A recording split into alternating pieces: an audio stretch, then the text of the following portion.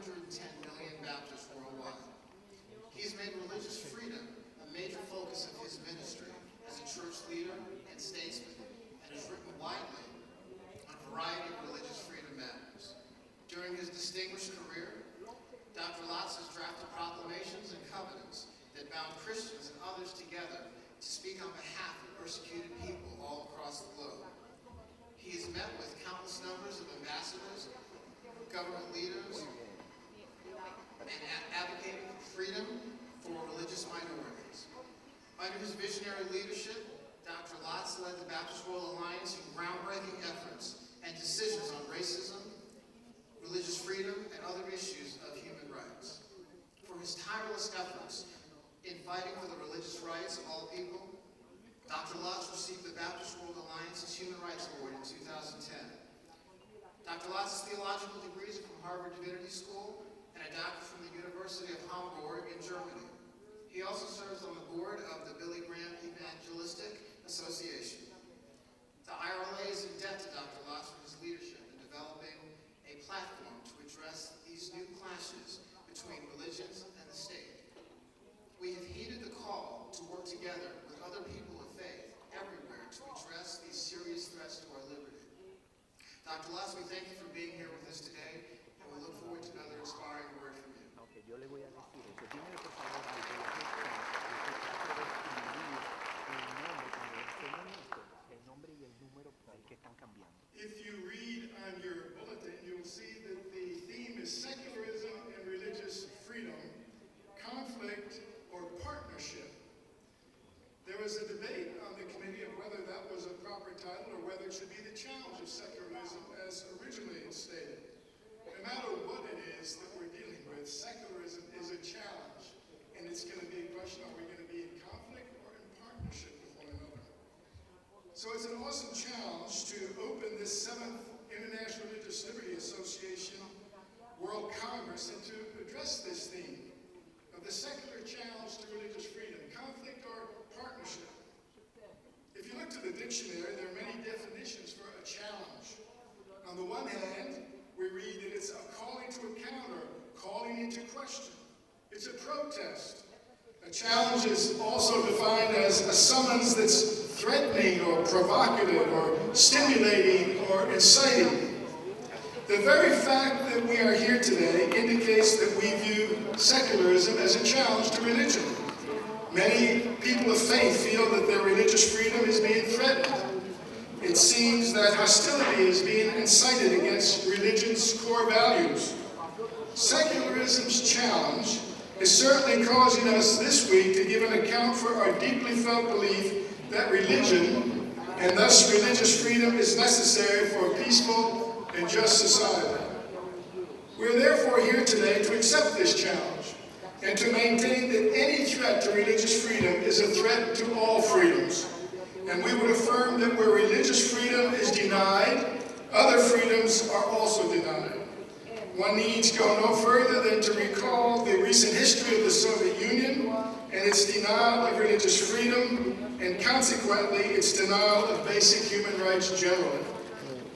So let us come together today and accept the challenge of secularism. Let us come together and reason with one another and give an account for the faith within us. But let us not, however, become so fearful that we confront this challenge with the same prejudice against which we feel unjustly accused. We come from many religious traditions, and having even among ourselves been the source of challenge and conflict with one another. I'll be glad that the wars of religion of the 16th century are finished. And therefore, it's incumbent upon us to work together in order that we might contribute to harmony and concordia, not to discord and conflict. We don't need religious wars. We need to work together. As delegates, we must speak openly and without fear from our own religious point of view.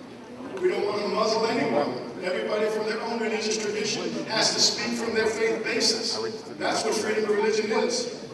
And sometimes, and this is the challenge, Western European and North American religious leaders are so cowed down by the secular media and the desire to be politically correct that they compromise their own religious traditions and camouflage their own faith doctrine.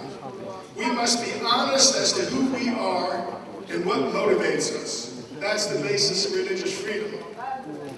I speak to you as a Christian of Baptist background, as a minority, like many of you here, like Adventists, Mennonites, and others. We in Europe suffered from other Christian traditions, even though we were orthodox in our faith, that God revealed himself in Christ and in the biblical record. As minorities, we suffered because we rejected state-sanctioned religion and instead promoted separation of church and state, separation of church and religions, or religion and government. Because of this faith commitment, however, it doesn't mean that we cannot listen to one another or do not care to listen to those from other religious traditions. On the contrary, it is incumbent upon us, if we truly believe our sake as Christians, to listen and to respond to one another in love, even though we don't agree with one another. We must extend our hand of friendship. To engage in rational and reasonable debate, we must understand what the real challenge is. We must understand that what secularism is and what the challenges are. We must also accept the challenge of how, as people of faith, we can best cooperate with one another for the good of all humanity. Therefore, first, let us define secularism. What do we mean by secularism or secularization? The German theologian, Professor Helmut Thielicke, helped us define secularism in this way. He said, as used today, the term secularization has broken free from its original sense. It is used today for the intellectual process which leads from a theonomous, a godly understanding of the world, to an autonomous, an anthropological, man's view of the world, and which thus forges the presupposition that determines the methods and axioms of modern science, technology, and historicism, as well as our dealings with the world. In other words, secularism is humankind's attempt to answer the existential questions of life without God and without religion. Man, not God, becomes the center of the universe. Science can explain this world, cosmos in Greek, secularum in Latin. Secularism maintains that humankind has come of age and no longer needs God or religion to explain or understand the world or who we are. Rather, science is the god of secularism. Secondly, there are three versions of secularism that we're dealing with today. So the question remains, how does secularism express itself over against religion? In the 17th and 18th century, back to Erasmus, secularism was seen as a positive thing, bringing a neutral view of religion so that all could have religious freedom. But what is the situation today?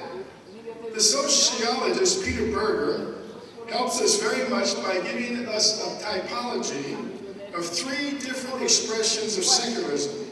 In other words, one size doesn't fit all. When we talk about secularism, we must pinpoint what view of secularism are we talking about. Some are positive and some are negative. This is what Dr. Berger says. All typologies oversimplify social reality, but it is useful to think here of a spectrum of secularism. She speaks of three. There is the modern, moderate version, typified by the traditional American view of separation of church and state. Then there's the more radical version, typified by the French laïcité, and more recently by the ACLU, in which religion is confined to the private sphere and protected by legally enforced freedom of religion. Then there is, as in the Soviet case, a secularism that privatizes religion and seeks to repress it. Its inheritance can be as fanatical as any religious fundamentalist. End of quote from Berger. It seems to me that the conflict today, particularly in North America, is that one version of secularism is attempting to replace another version of secularism. In other words, the European or French version of limiting religion to the private sphere is suddenly being thrust upon religious institutions that have lived in the first version of secularism, of autonomy and separation of church and state, of religion from the state. Berger maintains that in North America what has changed in more recent times was what could be called a Europeanization of the cultural elite. This elite was increasingly secular, and its politics became increasingly secularist. All along, though, the general population continued to be stubbornly religious. So we have three competing views of secularism, and it's the change from one to the other that causes a conflict today in various areas, particularly North America, but it's applicable to other areas of the world. Berger maintains that all these types of secularism are being vigorously challenged. Is that not the core issue with which this conference is dealing? After 200 years of Enlightenment theory in the West, where freedom of expression was one of its highest aims, religious freedom is now being threatened by a new generation of secular fundamentalists on the left and religious fundamentalists on the right. Professor Wilfred McClay has in fact questioned the future of liberalism because of its lack of respecting religious freedom. Professor McClay says this: there are malignant elements in contemporary liberalism that have placed its future in increasing jeopardy, and that is the concept of religious liberty. Thirdly, is there a war on religion? Cardinal Dolan, Archbishop of New York, observed that never before have we faced this kind of challenge in our ability to engage in the public square as a people of faith and as a service provider. This was in reference to impediments on charitable organizations. More recently, this controversy in North America has become a very public debate on whether or not churches and people of religion and those opposed to abortion and birth control must provide insurance coverage for such services. This has become a major issue, particularly since the implication is that the government is involved in doctrinal issues and forcing people to act against their conscience. Well, over against this point of view, you have John Meacham, who says this is not the problem. He says it's very clear to see how can a far fair-minded person agree that there's a war on religion. He says there is no such war. However, there's no consensus on this. For example, it's a concern to many religious scholars when the state, influenced by secularism, tries to redefine or define what religion is. David Goldman put the whole controversy in rather dark and foreboding terms. This is what he said: today it's contraception and the morning after pill. Tomorrow it will be kosher or matrilineal descent or circumcision or other matters of existential importance to Jewish observance. His concern was also related to a British court's decision that declared the definition of a Jew as someone who has a Jewish mother as being discriminatory and therefore racist, which is the core of Jewish belief, being called racist because of their understanding that to be a Jew comes from the mother. Fourth, freedom of religion versus freedom of worship. Having ministered in Eastern Europe during the communist period, I experienced very clearly the difference between freedom of religion and freedom of worship. Freedom of religion is the institutional expression of religion beyond the church building. Freedom of religion allows seminaries, colleges, universities, orphanages, publishing houses, hospitals, access to radio and television. Our co-religionists in the Soviet Union did not have such freedom.